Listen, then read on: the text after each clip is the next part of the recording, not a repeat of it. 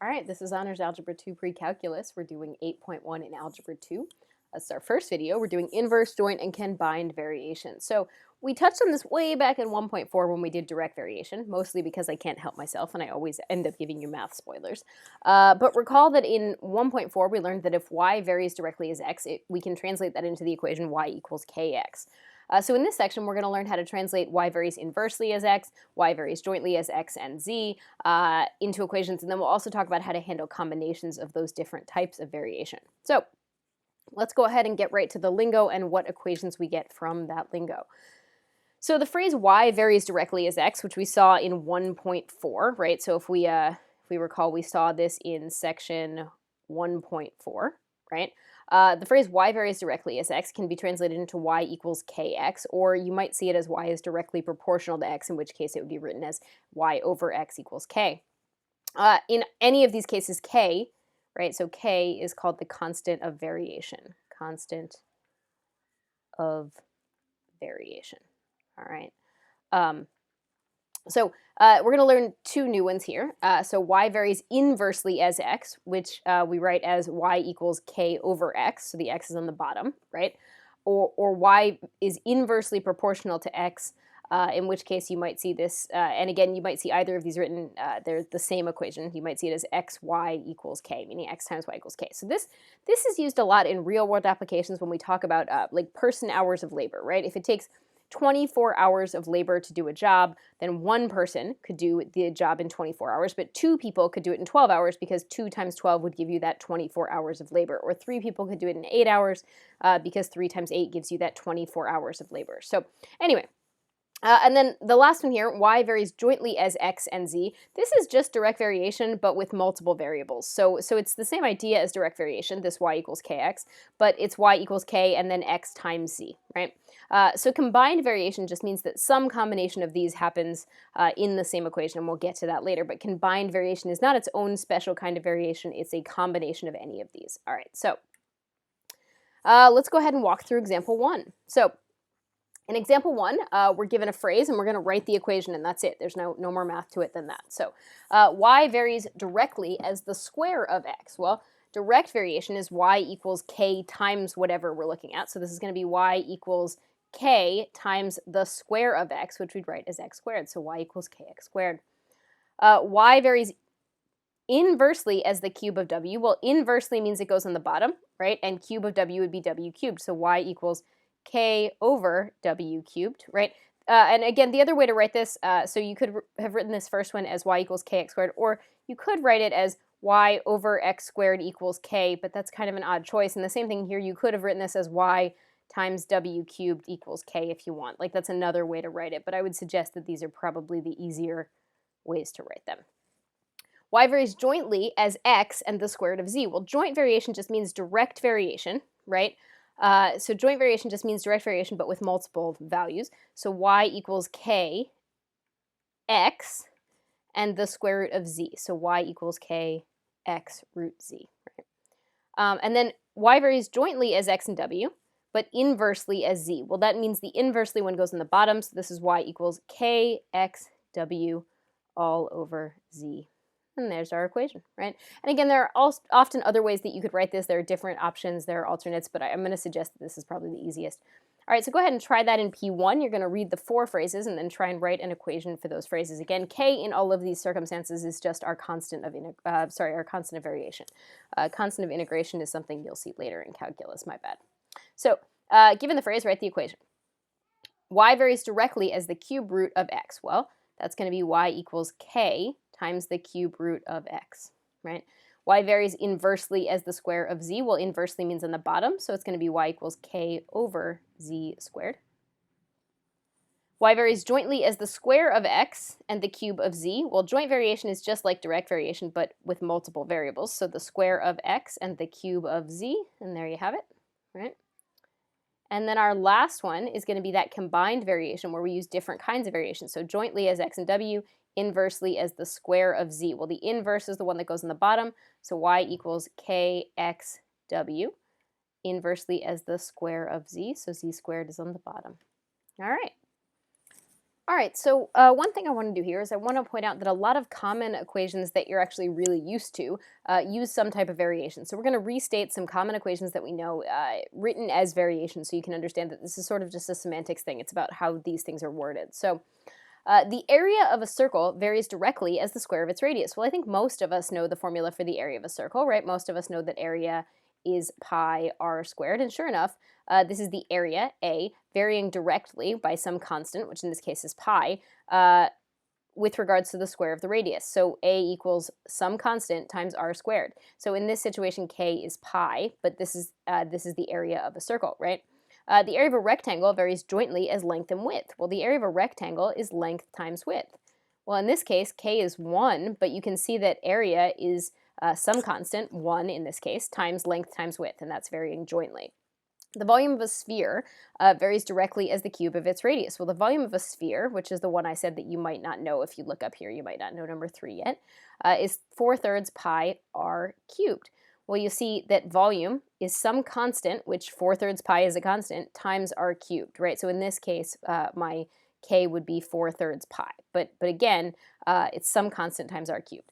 The base of a triangle varies directly as the area and the inverse of the height. Well, you probably know that the area of a triangle is 1/2 base times height, but here we're talking about the base, so I'm solving for base. So if I solve for the base, right, I would multiply the 2 over, right, I'd get 2a, and I divide the h over. So sure enough, the base is a 2 times a over h. Well, that's varying directly as the area and inversely as the height, right? Area is on the top, height is on the bottom, right? The area of a trapezoid varies jointly as the height and the sum of the bases. Well, the area of a trapezoid is 1/2 the height times the sum of the bases, right? And sure enough, that's joint variation. My k is 1/2, right? Just like up here, I forgot to write that, but my k was 2, right? My k is 1/2. There's the height. There's the sum of the bases. That is joint variation. So just to show you that most of the formulae that you know could be written in words using this concept of variation. All right. So what are we actually going to have to do with these problems, right? So in general, what you're going to be asked to do is write the correct variation equation, which is basically what we did in E1 and P1, right, based on the statement. Then plug in the given values of the variables to find k for that particular problem. Rewrite the equation with a number for k, right? So the same equation you had in step 1, except with a number for k. And then if asked, use your fancy new shiny equation to find another value for one of the variables. So let's go ahead and walk through some examples. So in E2, y varies inversely as the square of x. So my first job, right, my first job is to figure out what this statement translates to as an equation, right? So my first job is to say, oh, I get it, y equals k over x squared, right? That's my first job.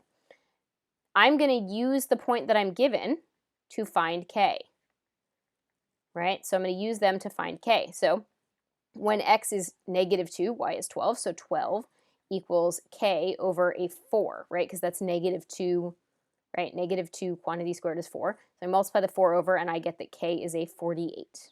So my equation is y equals 48 over x squared, right? So there's my variation equation.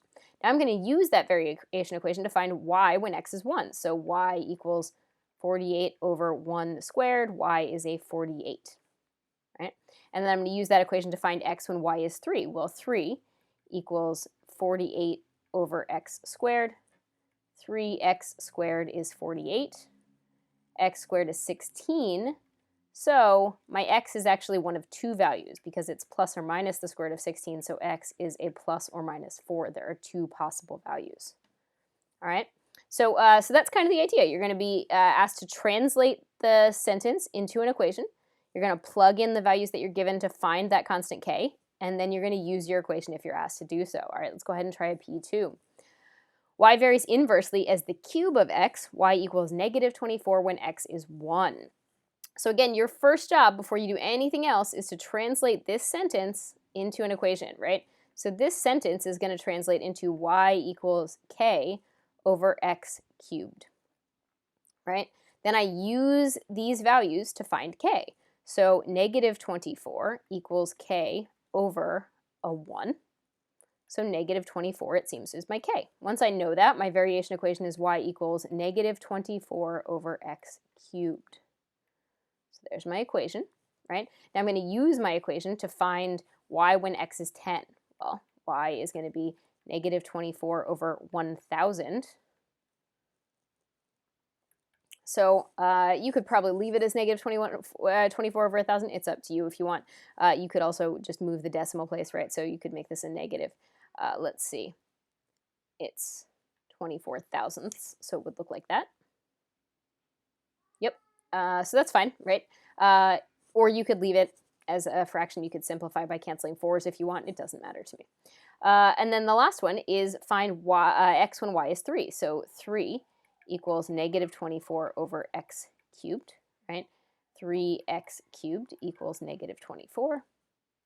X cubed is a negative 8. When I take a cube root, I get that x is only a negative 2, right? Because you don't need a plus or minus for a cube root. So there I have my x, I had the y up here, and that's all we need to do.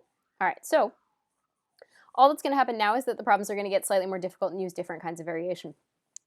The area A of a shape varies jointly as the length and the width. Area is 72 when the length is 18 and the width is 2. Write the variation equation. So the first thing I need to do is write what area varies jointly as length and width means. So that phrase means area equals KLW. Now I'm going to use the 72, the 18, and the 2. So 72 equals K times 18 times 2. 72 is 36K, so K is 2. Once I know that, my area is 2 length width, right? There's my variation equation. So the area when the length is 5 and the width is 7 would be 2 times 5 times 7, which is 70. And there were no units in the problem, so I don't need to invent them. Lastly, I was asked to find length when the area is 100 and the width is 10. So 100 equals 2 times the length times 10. 100 divided by 20 is 5, which is my length. All right, let's try a P3. The volume of an object varies jointly as the height and the square of the base. All right, so the first thing I have to do is find that equation, right? So volume is K times the height and the square of the base, so HB squared. So I know the volume is 60 when the height is 20, and B is 3, so that would make that a 9, right? So 60 equals 180K. So 60 over 180, which is a 1/3, is my K. So my equation is volume equals 1/3 the height times base squared. Cool. Once we have that information, right, I now use my variation equation to get the volume when the height is 12 and the base is 4. So my volume is going to be 1/3 the height, which is 12, times a 16, right, because it's base squared. I'm probably going to go ahead and use the 1/3 and the 12 and cancel to get a 4, so I end up getting 64. You could certainly use a calculator if you needed to. And then lastly, we're going to find height when the volume is 16, so 16 equals 1/3 the height times the base squared would be a 4. Right? So I'm going to end up getting, I'm going to multiply the 3 over first, so I'm going to get 48 equals 4h, so 12 is my h. All right. All right, A varies jointly as B and C and inversely as D. So again, your first job before you do anything else is to translate this phrase into an equation. So A varies jointly as B and C, so KBC, and inversely as D, D goes in the bottom, right? And then I'm given a bunch of letters, so now I need to find K. So A is 4, right, when B is 4 and C is 6 and D is 2, right? So I think I get 4 equals 12K, because that would be a 24 over 2. So I can get 1/3 is K. So my formula is, not area, A equals, and it doesn't matter to me if you put the 1/3 on the top with the B and the C, or if you put the 3 down with the D. You could either do this, or you could do this if that feels better. Either of them are the same thing. So either of those is totally fine, right? And then I need to use my equation. So use my variation equation to find A when B is 9, C is 2, and D is -1. Well, I'm going to use this one because I think it's easier. So I'm going to get 9 times 2 over 3 times -1, right? That seems to be an 18 over a -3, so that's a -6. I know A now, so 3 equals B, which is -4, times C, which I don't know, over a 3 times D, which is 4. So I can clean this up however I want. It's up to you if you want to cancel the 4's first. I would say that's probably the easiest option, is to make this a 3 equals negative c over 3. When I multiply by 3 and divide by the negative, I get that c is a negative 9. All right. Let's go ahead and give that a try for a P4. All right, y varies jointly as x and z and inversely as w. Y equals 2 when x equals 1, z is 10, and w is 25. So the first thing you need to do is translate this phrase into an equation. So y equals kxz, because that's jointly, and then inversely over w is on the bottom, right? So I know that 2 equals k times 1 times 10 all over 25. If I solve, I get 50 equals 10k, so it seems to me that 5 is my k. So my equation is y equals 5xz all over w. All right, now we're going to use that to find y. So y equals 5, x is in negative 3, z, oh hey, this is supposed to say z, sorry, that's a typo. Typo, that's z. Z is a 12 and w is a 10. So I get that y is, it's up to you. I would argue that you could cancel the 5 and the 2 from here and just go ahead and get a negative 18. But if you don't see that, that's okay too. So if you want, you can just cancel the 5. That might make your life a little easier. You get a negative 36 over 2, which is a negative 18. Right? Again, sorry, that's supposed to say z, my bad. All right. Cool. Last one, use your variation equation to find w when you know x, z, and y. All right, so y is negative 4. 5, x is a 4, z is a 1, and w is the thing we don't know, right? So to multiply the w over, I get negative 4w equals 20, so w seems to be a negative 5. All right, there we go. All right, we're going to call it for this video. In our last video, we're going to just do a couple of quick word problems.